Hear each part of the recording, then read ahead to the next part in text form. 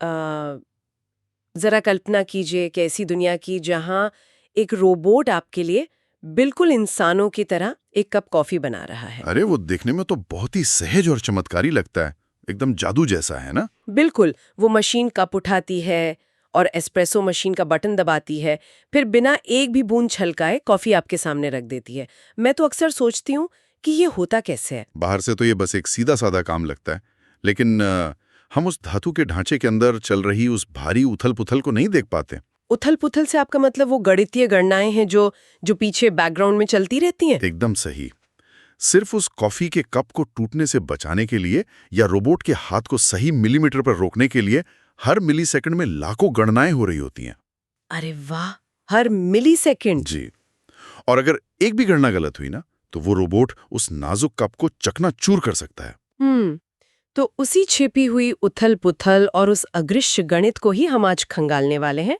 इस deep dive में स्वागत है, जहां हम आधुनिक रोबोटिक्स के पीछे छिपे रहस्यों से पर्दा उठाएंगे। और हमारे पास आज कई शानदार रिसर्च पेपर्स, तकनीकी ट्यूटोरियल्स और केस स्टडीज का एक पूरा स्टैक है। बिल्कुल, इन्हीं के जरिए हम आरओएस यानी रोबोट ऑपरेटिंग सिस्टम और पाइथन प्रोग्रामिंग भाषा के उस जादुई तालमेल को समझेंगे। इस पूरी चर्चा का हमारा मुख्य मिशन यह समझना है कि कंप्यूटर स्क्रीन पर लिखी गई कोडिंग की कुछ लाइनें आखिर एक बेजान मशीन को देखने, समझने और इंसानों की तरह काम करने लायक कैसे बनाती हैं। और सबसे अच्छी बात श्रोताओं के लिए ये है कि हम इस पूरी प्रक्रिया को बिना किसी अत्यधिक तकनीकी उलझन या इंफॉर्मेशन ओवरलोड के समझेंगे। हाँ, हम सिर्फ उन बुनियादी सिद्धांतों पर बात करेंगे जो इस पूरी तकनीक की नींव हैं। इसे जानने के लिए हमें सबसे पहले उस भाषा और उस दिमाग को समझना होगा जो रोबोट्स इस्तेमाल करते हैं।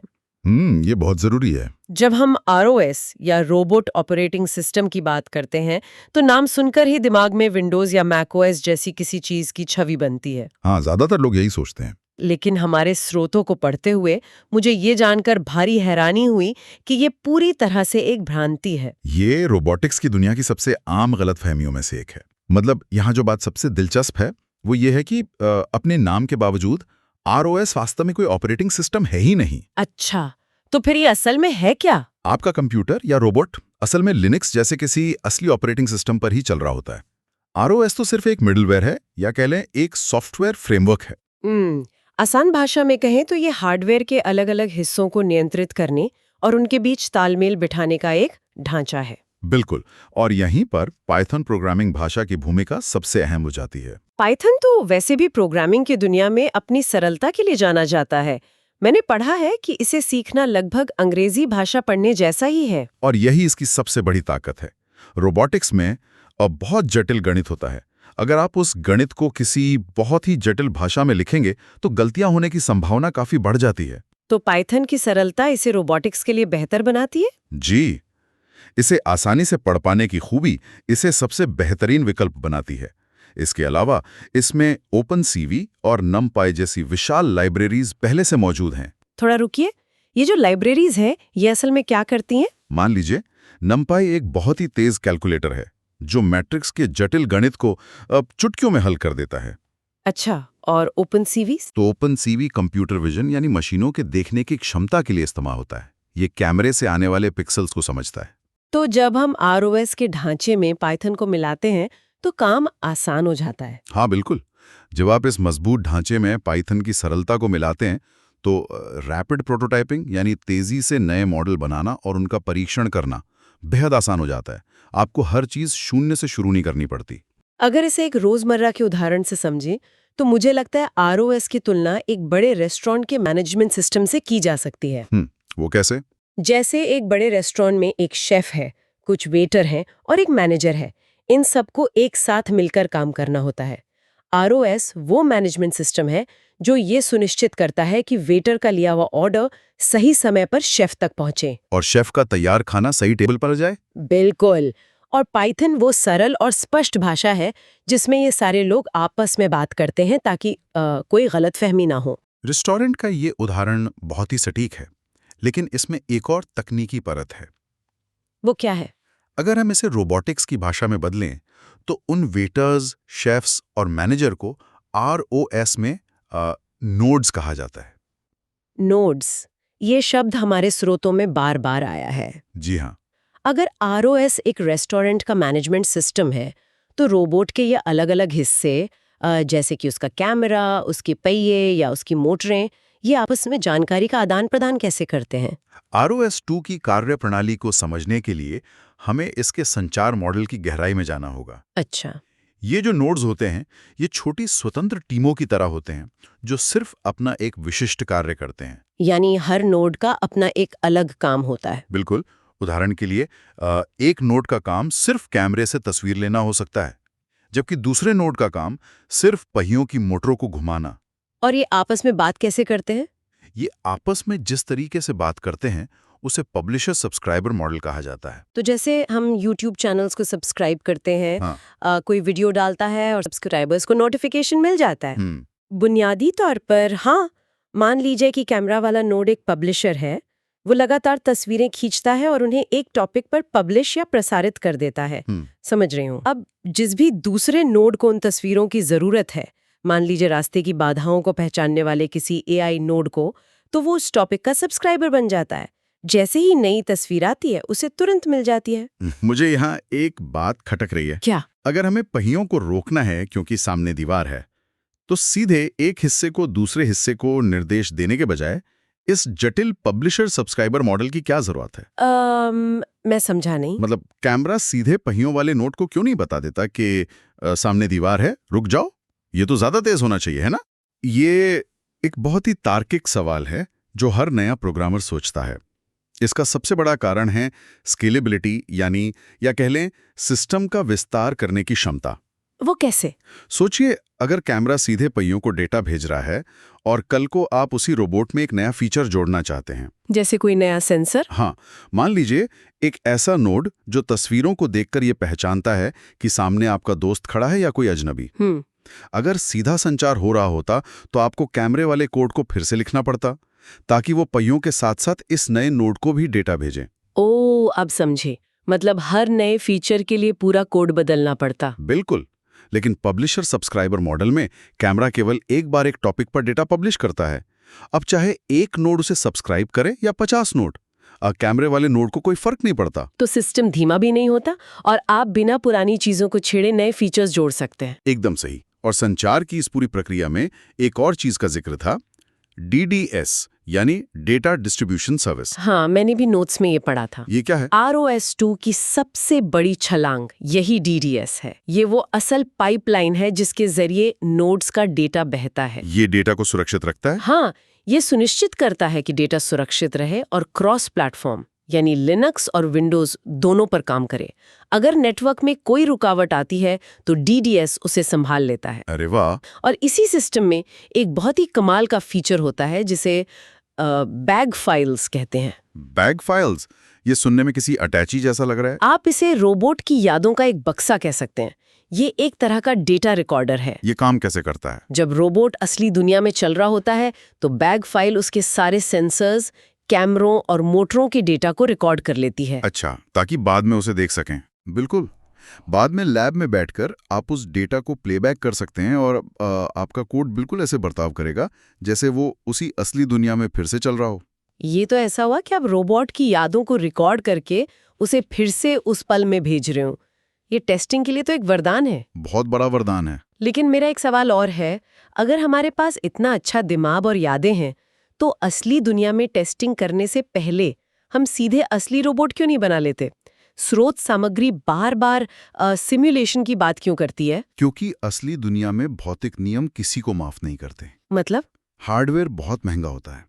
अगर आपका कोड गलत हुआ और एक 35 किलो का लोहे का रोबोटिक हाथ गलत दिशा में घूम गया, तो वो न सिर्फ खुद को तोड़ सकता है, बल्कि आसपास खड़े इंसानों को भी भारी नुकसान पहुंचा सकता है। बाप रे, ये तो काफी खतरनाक है। हाँ, इसीलिए भौतिक दुनिया में उतरने से पहले हम एक सुरक्षित आभासी दुनिया यानी सिम्युलेशन का इस्तेमाल करते हैं।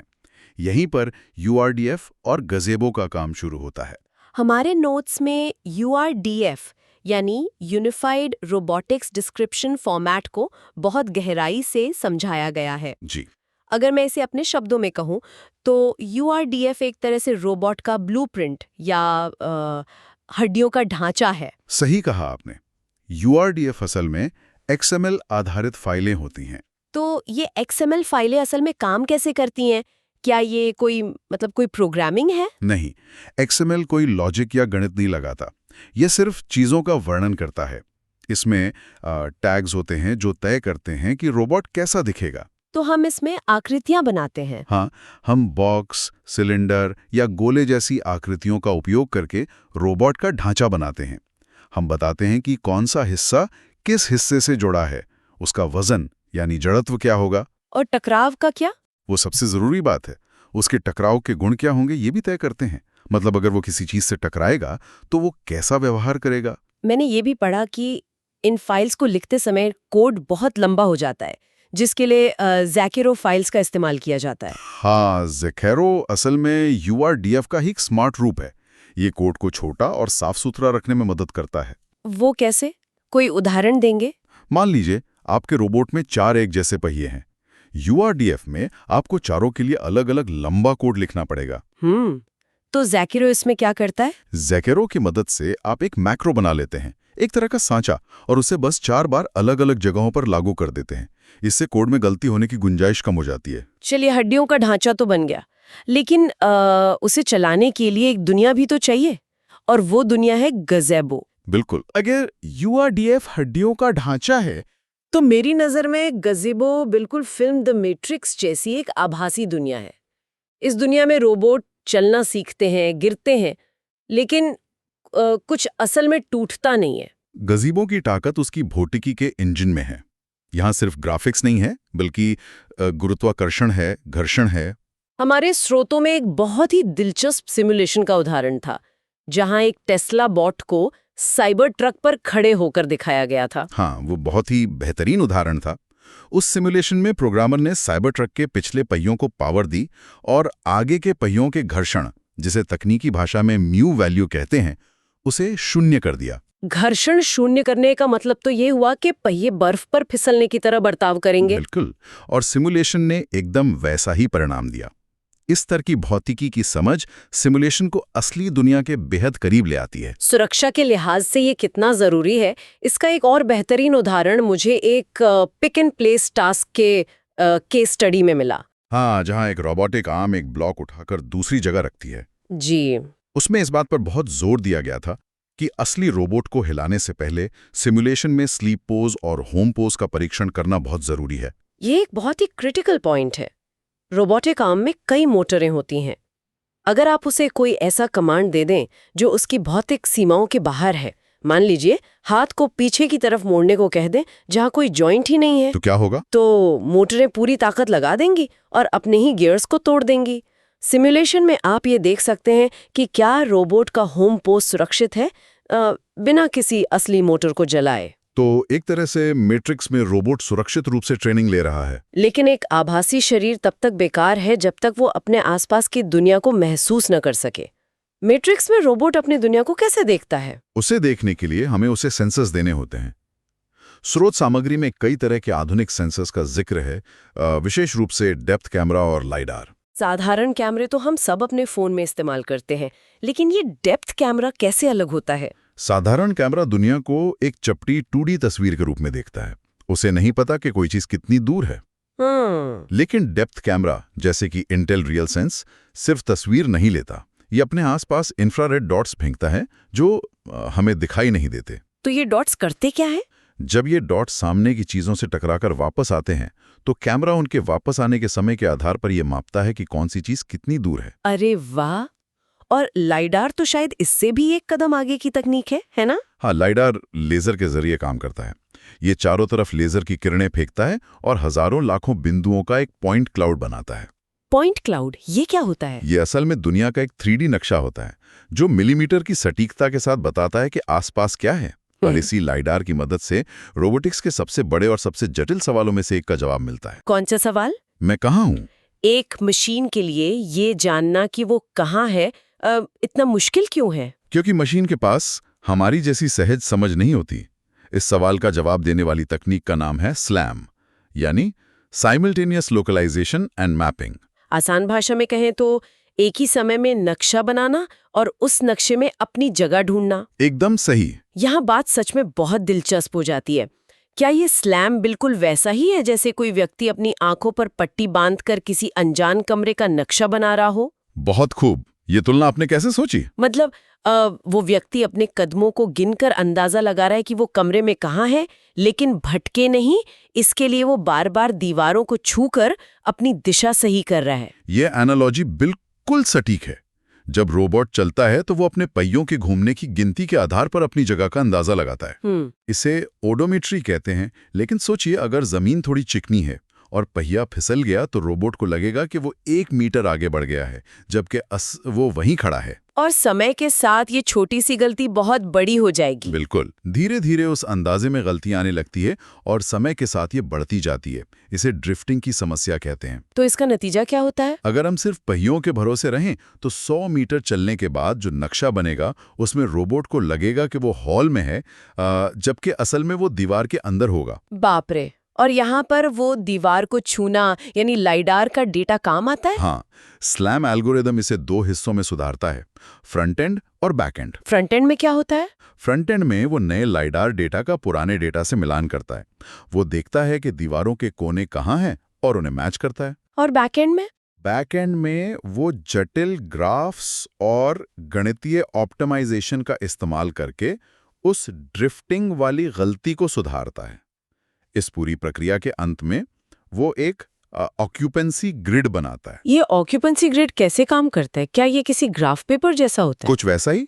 ये एक ऐसा नक्शा है जहां हर छोटे चौकोर हिस्से को एक रंग दिया जाता है। रंग से क्या पता चलता है? जो जगह खाली है उसे सफेद रंग से दिखाया जाता है, जहां कोई बाधा या दीवार है उसे काले रंग से, और जिस हिस्से को रोबोट ने अभी तक नहीं देखा है उसे स्लेटी रंग से। अगर हम इसे बड़े परिप्रेक्ष्य से जोड़ें तो यही वो तकनीक है जो आज की ऑटोनॉमस कारों और सेल्फ ड्राइविंग गाड़ियों को सुरक्षित रूप से सड़कों पर चलने के काबिल बनाती है।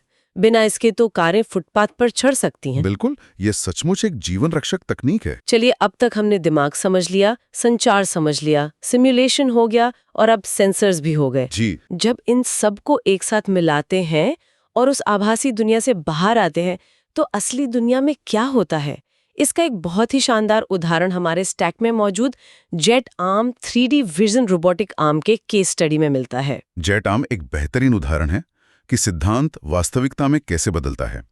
यह रोबोटिक आर्म ROS पर चलता है और इसमें 35 किलोग्राम टॉर्क उठाने की क्षमता है। मतलब भारी सामान उठा सकता है। हाँ, इसका मतलब है कि यह औद्योगिक स्तर के भारी काम कर सकता है।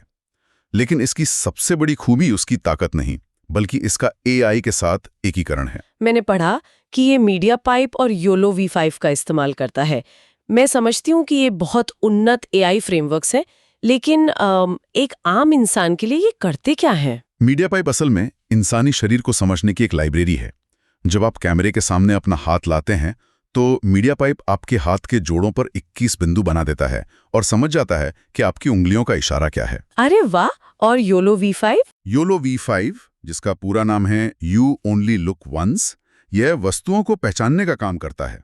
ये वीडियो फीड में चीजों के चारों ओर एक बाउंडिंग बॉक्स या चौकोर डिब्बा बना देता है और बता देता है कि यह एक कप है या यह एक पेचकस है। तो इसका मतलब है कि आप इसे आवाज से निर्देश दे सकते हैं, जैसे पास मी द स्क्रू ड्राइवर। बिल्कुल। और ये अपने 3D कैमरा योलो और मीडिया पाइप की मदद से उस पेचकस की सटीक गहराई और स्थिति को समझकर उसे उठा लेगा और आपके हाथ में दे देगा। जी हाँ, यह उस पेचकस के 3D स्पेस को समझकर अपना रास्ता तय करेगा।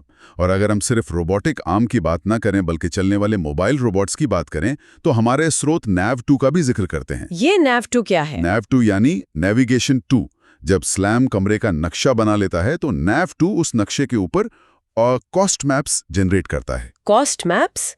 इसका क्या मतलब है? क्या ये कोई कीमत तय करता है पैसों में? नहीं, यहाँ कॉस्ट या कीमत का मतलब पैसे से नहीं बल्कि खतरे से है नित करना। उदाहरण के लिए दीवार के एकदम आसपास की जगह को भूरे रंग में दिखाया जाता है, जिसका मतलब है कि इस इलाके में जाने की कीमत बहुत ज्यादा है, रोबोट टकरा सकता है। तो इसमें प्रोग्रामर को क्या करना होता है? प्रोग्रामर को बस स्क्रीन पर एक 2D गोल सेट करना होता है कि रोबोट को बिंदु A से बिंदु B तक जाना है। फिर रोबोट खुद रास्ता खोज लेता है। बिल्कुल। नाव2 अपने आप उन कॉस्ट मैप्स का हिसाब लगाता है, भूरे रंग वाले खतरनाक इलाकों से बचता है और एक सुरक्षित रास्ता तय करके रोबोट को लक्ष्य तक पहुंचा देता है। तो इस सब का असल मतलब क्या है? जब हम पब्लिशर सब्सक्राइबर सिमुलेशन के सुरक्षित वातावरण, लाइडार के पॉइंट क्लाउड्स और नाव2 के कॉस्ट मैप्स को एक साथ देखते हैं, तो ये स्पष्ट हो जाता है कि पाइथन की सरलता और ROS की बेजोड़ शक्ति मिलकर विज्ञान कथाओं को असल जिंदगी में बदल रही है। एकदम सही। चाहे वो कारखाने में काम करने वाली एक रोबोटिक आर्म हो जो पेचकस उठा रही है, या सड़क पर दौड़ती कोई सेल्फ ड्राइविंग कार, इन सब के पीछे यही बुनियादी ढांचा काम कर रहा है। संक्षेप में कहें तो आज की इस चर्चा में हमने देखा कि कैसे नोड्स की छोटी टीमें आपस में बात करती हैं, कैसे सिमुलेशन वास्तविक दुनिया की महंगी और खतरनाक गलतियों से बचाता है, कैसे स्लैम रोबोट को अपनी दुनिया पहचानने की शक्ति देता है, और कैसे सेंसर्स काम करते हैं। हाँ, और कैसे ये सभी सेंसर्स मिलकर एक निर्जीव धातु के टुकड़े को एक स्मार्ट और स्वायत्त मशीन में बदल देते हैं। ये सच में एक अविश्वसनीय यात्रा रही है।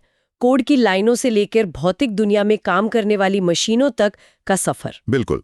लेकिन चर्चा को खत्म करने से पहले इन सभी स्रोतों का विश्लेषण करते हुए एक ऐसा विचार दिमाग में आ रहा है जो शायद आज की तकनीक का अगला तार्किक कदम हो सकता है। वो क्या? हमने देखा कि ROS2 क्रॉस प्लेटफॉर्म है और ये अत्यधिक सुरक्षित संचार प्रदान करता है। और हमने स्लैम के बारे में भी बात की जो अपने आसपास का नक्शा बनाता है। यहाँ एक और पहलू है जिसे अगर हम जोड़ दें तो तस्वीर बहुत बड़ी हो जाती है। कौन सा पहलू? अगर हम इन दोनों तकनीकों को स्वॉर्म रोबोटिक्स के साथ जोड़ दें, यानी एक दो नहीं बल्कि हजारों रोबोट्स का एक झुंड जो एक साथ मिलकर काम कर रहा हो। हजारों रोबोट्स एक साथ? हाँ। जरा सोचिए, अगर हजारों व्यक्तिगत रोबोट्स जिनमें आसमान में उड़ते ड्रोन्स, सड़कों पर चलती सेल्फ ड्राइविंग कारें और फुटपाथ पर चलने वाले डिलीवरी बॉट्स शामिल हैं, अगर ये सब एक ही समय में अपने लाइडार और स्लैम का उपयोग करके अपनी अपनी जगह का नक्शा बना रहे हों और ROS2 के सुरक्षित नेटवर्क और DDS पाइपलाइन के जरिए वो सारा डेटा एक दूसरे के साथ रियल टाइम में साझा कर रहे हो। बिल्कुल। अगर ऐसा होता है तो बहुत जल्द हमारे पास इस पूरी भौतिक दुनिया का एक सजीव, पल पल बदलने वाला और अचूक डिजिटल मैप होगा। ये तो बहुत ही अद्भुत होगा। एक ऐसा नक्शा जो हर सेकंड अपडेट हो रहा होगा कि कौन सी कार कहाँ खड़ी है, सड़क पर कहाँ नया गड्ढा हो गया है या कहाँ जाम लगा है। ये किसी भी मौजूदा GPS से हजारों गुना ज्यादा सटीक होगा। लेकिन असली सवाल ये है कि इस विशाल रियल टाइम सर्वव्यापी नक्शे का मालिक कौन होगा? अगर दुनिया की हर गली और कोने की पल पल की जानकारी डिजिटल रूप में मौजूद है, तो उस डेटा का क्या क्या अप्रत्याशित उपयोग किया जा सकता है? ये बहुत ही गंभीर विषय है। ये एक ऐसा सवाल है जो सिर्फ तकनीक से नहीं बल्कि हमारे भविष्य और हमारी निजता से जुड़ा है। एक सोचने वाली बात है जिस पर विचार करते रहना बहुत जरूरी है। ये निश्चित रूप से अगले दशक की सबसे बड़ी बहसों में से एक होने वाली है। इसी विचारोत्तेजक प्रश्न के साथ हम आज के इस डीप डाइव को यहीं समाप्त करते हैं। रोबोटिक्स की दुनिया बहुत तेजी से बदल रही है, इसलिए हमारी यही सलाह है कि अपनी उत्सुकता बनाए रखिए और सीखने की यह यात्रा जारी रखिए। फिर मिलेंगे एक नए विषय और एक नई गहराई के साथ।